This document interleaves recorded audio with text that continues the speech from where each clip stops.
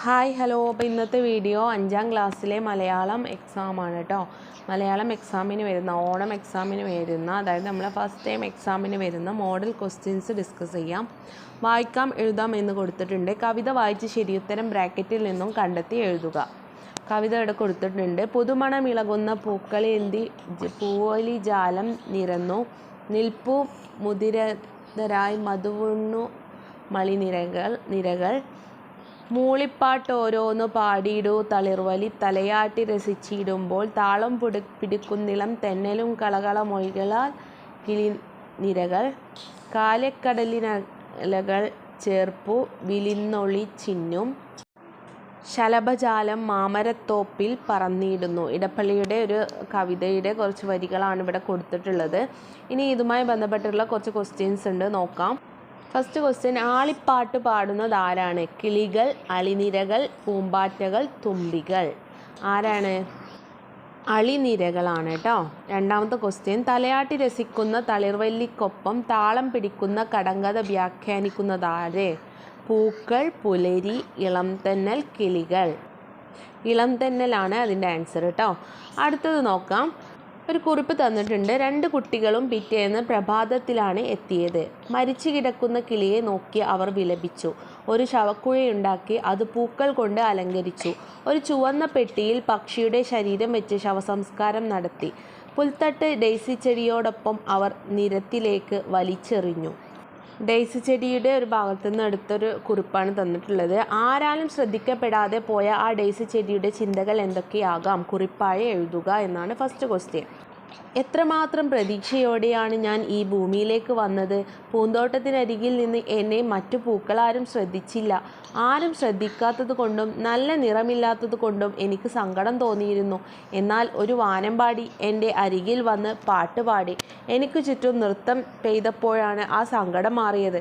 പക്ഷേ എൻ്റെ സന്തോഷം അധിക നേരം നീണ്ടു നിന്നില്ല. 2 കുട്ടികൾ ആ വാനമ്പാടിയെ പിടികൂടി കൂട്ടിലടച്ചു. അതിനെ സന്തോഷിപ്പിക്കാൻ എന്നെയും മണ്ണോടെ എടുത്തു കൊണ്ടുപോയി. അവർ ഞങ്ങൾക്ക് 2 പേർക്കും വെള്ളം തന്നില്ല. പാവം ആ വാനമ്പാടി ചത്തുപോയി. കുട്ടികൾ വന്ന് ചത്തുപോയ വാനമ്പാടിയെ കണ്ട് കരഞ്ഞു. എന്നെ എടുത്ത് അവർ ദൂരേക്ക് എറിഞ്ഞു. എൻ്റെ ഈ ഭൂമിയിലെ ജീവിതം അവസാനിച്ചതായി എനിക്ക് തോന്നി. അപ്പോൾ ഇതൊക്കെ ഡെയ്സി ചെടിയുടെ ചിന്തകളായിട്ട് നമുക്ക് കുറിപ്പിൽ ഉൾപ്പെടുത്താവുന്നതാണ്. ഇങ്ങനെയൊക്കെ കുറിപ്പ് എഴുതാൻ ശ്രമിക്കുക കേട്ടോ. അടുത്തത് നോക്കാം. അതിൽ ബി കൊടുത്തിട്ടുണ്ട്. താഴെ കൊടുത്തിരിക്കുന്നതിൽ ഡെയ്സി ചെടിക്ക് നൽകിയിരിക്കുന്ന വിശേഷണം ഏതാണ്? വെള്ളപ്പട്ടെടുത്ത സുന്ദരി, സ്വർണ്ണ കിരീടം വെച്ച രാജകുമാരി, സ്വർണ്ണ ഹൃദയവും വെള്ളിയുടുപ്പും ഉള്ള കൊച്ചുപൂവ്, മഞ്ഞപ്പാവാടക്കാരി. ഏതാണ് അതിൻ്റെ ആൻസർ? സ്വർണ്ണ കിരീടം വെച്ച രാജകുമാരി എന്നുള്ളതാണ് അതിൻ്റെ ആൻസറായി വരുന്നത് കേട്ടോ. കടങ്കഥ വ്യാഖ്യാനിക്കുക. താഴെ കൊടുത്തിരിക്കുന്ന കടങ്കഥ വായിച്ച് ഉത്തരം കണ്ടെത്തുക. കടങ്കഥ വ്യാഖ്യാനിച്ച് കുറിപ്പും നൽകൂ.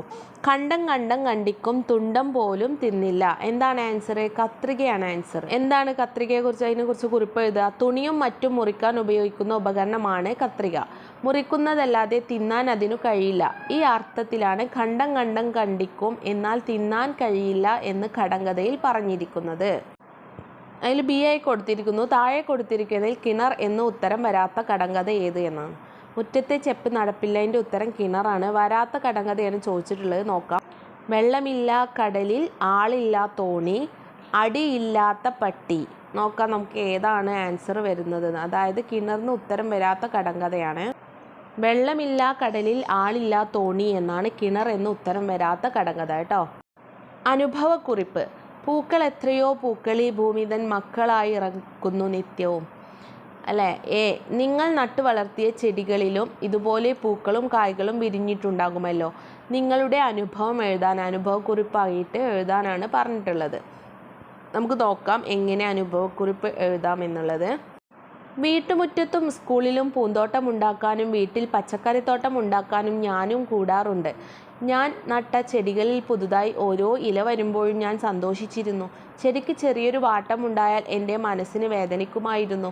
ഞാൻ നട്ട വെണ്ടയിൽ ആദ്യമായി ഒരു പൂവ് വിരിഞ്ഞപ്പോഴുണ്ടായ സന്തോഷം പറഞ്ഞറിയിക്കാനാവില്ല. ഞാൻ വളർത്തിയ വെണ്ടയിലും വഴുതനങ്ങയിലും ഉണ്ടായ കായ്കൾ കൊണ്ടുണ്ടാക്കിയ കറികൾ കാട്ടിയപ്പോൾ എനിക്കുണ്ടായ സന്തോഷത്തിന് അതിരുണ്ടായിരുന്നില്ല. ഇങ്ങനെയായിട്ട് ഒരു അനുഭവക്കുറിപ്പ് നമുക്ക് എഴുതി തയ്യാറാക്കാം.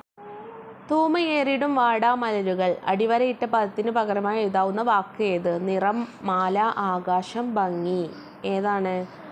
അതായത് ഇവിടെ തുമയാണ് അടിവരയിട്ട പദമായിട്ട് പറയുന്നത് കേട്ടോ. അപ്പോൾ തുമ എന്ന് പറഞ്ഞാൽ ഭംഗി എന്നാണ് ആൻസർ. കടുത്ത ചൂടിനും കുടിവെള്ളക്ഷാമത്തിനും അറുതി വരുത്തിക്കൊണ്ടാണ് പുതുമഴ എത്തുന്നത്. വേനൽക്കാലത്ത് പുതുമഴ എത്തിയത് ഒരു വാർത്തയായി അവതരിപ്പിക്കൂ. അപ്പോൾ ഒരു വാർത്ത എഴുതാണ്ട് അതിൻ്റെ മുന്നേ ബിയും കൂടി നമുക്കൊന്ന് ചർച്ച ചെയ്തിട്ട് ആ വാർത്ത അവതരിപ്പിക്കാം. ബി. മഴയിരമ്പം എന്ന പദം വികസിപ്പിച്ചാൽ മഴയിലെ ഇരമ്പം മഴയും ഇരമ്പവും. മഴയുടെ ഇരമ്പം എന്താണ്? മഴ പോലുള്ള ഇരമ്പം. അപ്പം നമ്മൾ വാർത്ത തയ്യാറാക്കുമ്പോൾ ഒരു ഹെഡിങ് വേണം അല്ലേ? ഭൂമിയെ തണുപ്പിച്ച് കുളിർമഴ എത്തി കോട്ടയം ഒരു സ്ഥലം കൊടുത്തു. കടുത്ത വേനൽ ചൂടിൽ വലത്തിരുന്ന ജില്ലയ്ക്ക് ആശ്വാസമായി വേനൽമഴ പെയ്തു. ഇന്നലെ ഉച്ച കഴിഞ്ഞ് മൂടിക്കെട്ടിയ ആകാശം 5 മണിയോടെ പെയ്തിറങ്ങുകയായിരുന്നു. വേനൽ മഴയ്ക്ക് പകിട്ടേകാൻ പതിവ് പോലെ ഇടിയും മിന്നലും കാറ്റും ഒപ്പമുണ്ടായിരുന്നു. കാര്യമായ നാശനഷ്ടങ്ങളൊന്നും ഉണ്ടായിട്ടില്ല. കുടിവെള്ളക്ഷാമത്താൽ വലഞ്ഞിരുന്നവർക്ക് മഴ ഒരു അനുഗ്രഹമായി മാറി. അടുത്തത് ആസ്വാദനം തയ്യാറാക്കുക. താഴെ കൊടുത്തിരിക്കുന്ന കവിതയുടെ ആശയം, സമകാലിക പ്രസക്തി, സന്ദേശം ഇവ വിലയിരുത്തി ആസ്വാദനം തയ്യാറാക്കുക. വകതിരിവ് അമ്മയ്ക്കും അച്ഛനും മുത്തശ്ശിക്കും ഒട്ടും വകതരിവില്ല കഷ്ടം. ചിട്ടിപ്പണത്തെക്കുറിച്ചവരെപ്പോഴും ചിന്തിച്ച നാളുകൾ. പോക്കിടുന്നു സന്ധ്യയ്ക്കു മാനത്തു വന്ന മഴവില്ലു കാണാൻ അവർക്കില്ല നേരമൊട്ടും. മുറ്റം നിറഞ്ഞ തണുത്ത വെള്ളിത്തിലിത്തോണിയിറക്കുമ്പോൾ ദോഹതില്ല. തുമ്പിയും മക്കളും രാവിലുറങ്ങുന്ന തേത്തോരിടത്തെന്നറിയുകയില്ല. കാണട്ടെ ഞാനീ മഴ എന്നു ചൊല്ലിയാൽ പോയി വായിക്കുവാനാ നൽകും. പെയ്യട്ടെ നല്ല മഴയെന്നു വൈകിലോ വൈക്കോൽ നനയുമെന്നോർത്തു മാഴ്സും കാണേണ്ട പോലും. മരങ്ങളിൽ പെയ്യുന്ന കന്നിമഴതൻ മഹോത്സവങ്ങൾ. പുസ്തകം വായിച്ചു കൊള്ളണം പോലുമീ പെയ്തു തിമിർത്തിടുമ്പോൾ. പി. മധുസൂദനൻ നായരുടെ കവിതയാണ് ഇത്. അപ്പോൾ ഇതിനെ ഒരു ആസ്വാദനം തയ്യാറാക്കാനാണ് പറഞ്ഞിട്ടുള്ളത്. പി. മധുസൂദനൻ നായരുടെ വകതിരിവ് എന്ന കവിതയാണിത്. അമ്മയും അച്ഛനും മുത്തശ്ശിയുമെല്ലാം ജീവിതത്തെ പറ്റി ആകുലപ്പെട്ടവരാണ്.